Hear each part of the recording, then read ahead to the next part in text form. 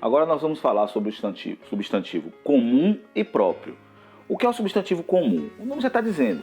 São comuns, são para designar aqueles seres que existem em abundância, uma espécie de seres em geral. Vou dar um exemplo para vocês. Um substantivo que designa gato. Né? Gato. Mas não é, não é esse gato, não. É o gato animal, tá certo? Eu acho que eu vi um gatinho. Pode ser qualquer gato, beleza? Tem milhares aí. Homem, pode ser qualquer homem. Pode ser este homem aqui, pode ser qualquer um. Um outro exemplo aqui, país, pode ser qualquer país. Então são substantivos, essas três palavrinhas aí, são substantivos comuns. Agora, no momento que você particulariza, coloca como se fosse apenas uma coisa, dá um nome para ele, que esse nome fica o quê? Nome o quê? Nome próprio, exatamente. Então, gato, quando você dá um nome para o seu gatinho, né? Mimoso, sei lá, Fluffy, dá um nome pro gatinho, Fluffy. Kit Kat, você dá um nome pro gatinho. Eu tive um gatinho que chamava Kit Kat, saudável, né? E aí você dá um nome, esse nome que é o nome próprio desse gatinho, ele será então um substantivo próprio. Quando você dá um nome para um país, Bélgica, Holanda, Mianmar, Myanmar, não é Mianmar, é um país aí, beleza? Bom, geografia, vamos estudar. Então, quando você dá um nome para esse país, vira um nome próprio, ok? Então, lembrando que nomes próprios, eles têm que ser iniciados com letra maiúscula. A professora Eni sempre falando aí de ortografia para vocês, de caligrafia, letra inicial maiúscula. Não me diga. Sim, é verdade. É por isso que eu não admito, lembra dessa aula? Eu não admito que aluno meu escreva o próprio nome com inicial minúscula, porque são nomes próprios. O próprio sobrenome com inicial minúscula não pode. E ainda tem alguns abençoados que escrevem o nome da cidade João Pessoa com Jotinha. Tem gente pior que usa o nome do professor Kleber e bota Tourinho com um Tzinho. E você sabe qual é o T que tem que usar, né? Ó, T maiúsculo. Tá certo? Eu estou sentindo uma treta.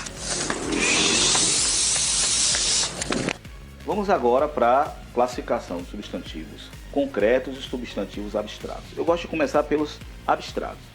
O que são palavras abstratas? O que são substantivos abstratos? São aqueles seres, aquelas coisas que dependem de outros para existir. Eles não têm uma existência real, sabe? Por exemplo, são as ideias, são as emoções, são as sensações. Então, quando você fala, por exemplo, o medo. Medo é um substantivo. Mas você já viu algum medo caminhando por aí com as perninhas? Não, medo. Medo depende da gente. Ele é uma sensação nossa. É uma ideia. Outra coisa, amor. Amor é um sentimento. Então, também é um substantivo abstrato. Uma outra coisa abstrata, por exemplo, a própria palavra ideia. O que é uma ideia? É algo abstrato. E os substantivos concretos, por outro lado, são aqueles que têm uma existência independente de outros seres. Como assim, professor? E o mais interessante, independente de outros seres, mesmo que sejam imaginários. Então, cadeira, braço, luva, mão, luz, não depende de outros seres para existir. Porém, até seres imaginários também a gente considera como substantivo concreto, como Harry Potter. Harry Potter é um personagem infantil, né? Um personagem de literatura. Porém, ele não, de certa forma, não depende de outros seres. Ele não é uma emoção, ele não é uma sensação, não é um sentimento. Então, nesse momento, ele se torna um substantivo concreto, ok? Certamente que sim. Agora, para finalizar sobre classificação de substantivos, nós temos os substantivos coletivos. Não é uma classificação, mas uma forma de a gente, uma forma didática de a gente entender. O que é um substantivo coletivo? Coletivo é aqueles ônibus que estão parados, né? Não é isso, não são os ônibus. Substantivos coletivos é quando tem uma palavrinha que, mesmo ela estando no singular, ela dá a ideia de plural, ela dá a ideia de um monte de coisa. Então, alcateia, constelação. Lembra o que é alcateia? Um monte de quê? Um monte de lobo, um monte de cachorro. Constelação, o que é? Um monte de estrela. Por exemplo, vocês aí da escola, vocês são a minha constelação, os meus alunos são minhas estrelinhas. Que bonitinho, né? É mesmo? Mesmo que eu não soubesse sobre o que ela estava falando. Um outro exemplo também, resma. Resma de quê? Papel. Molho. Não é molho do verbo molhar não, viu? É molho de chaves, ou então, que a gente chama aqui, né, no Nordeste, mói. mói de coentro, mói de chave, mói de gente feia. Esse mói veio da palavra mole, então é um monte de coisas reunidas, né? E por aí vai. É uma palavra só que dá a ideia de muitas coisas reunidas. Lembra na aula que a gente falou sobre mundiça? Mundiça, né? Aquele monte de gente bagunçada e tal. É um substantivo coletivo também. Tá certo, gente? E para finalizar aqui a nossa revisão sobre substantivos, nós temos a questão que a gente falou que substantivos eles podem se flexionar em gênero, em número, não é isso? E gênero e número. Aí pensa, e grau? Grau não tem flexão de grau não, a gente vai estudar isso depois. Gênero, masculino e feminino, o gato, a gata. Nós não vamos entrar nesses detalhes, tá? Porque isso é só uma revisão básica. E número, singular e plural. Também não vamos entrar em detalhe. O que eu quero que vocês entendam, o que eu quero que vocês lembrem sempre sobre substantivos é poder reconhecê-lo na frase. É muito importante. Quando você estiver lendo alguma coisa, quando você estiver fazendo qualquer tipo de exercício, você reconhecer o que é um substantivo.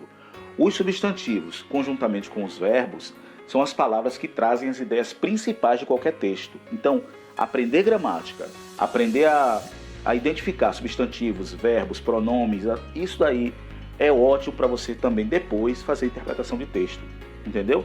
Então não é à toa não, o professor está ensinando gramática, não é à toa. A ideia é você ser capaz, lá no futuro, de fazer a sua interpretação de texto, tá bom? Yes, sir. Grande cheiro para vocês. Próxima quinta-feira nós temos, quarta ou quinta-feira, não me lembro, nós temos um outro vídeo com outra revisão e exercício para fazer em casa, viu? Deixe de moleza, vão estudar. E aproveitem e leiam qualquer livro. Na internet está cheio de livros muito bons para vocês lerem. Eu recomendo um que eu li quando eu tinha uns 6 anos de idade, 7 anos de idade, que é O Pequeno Príncipe.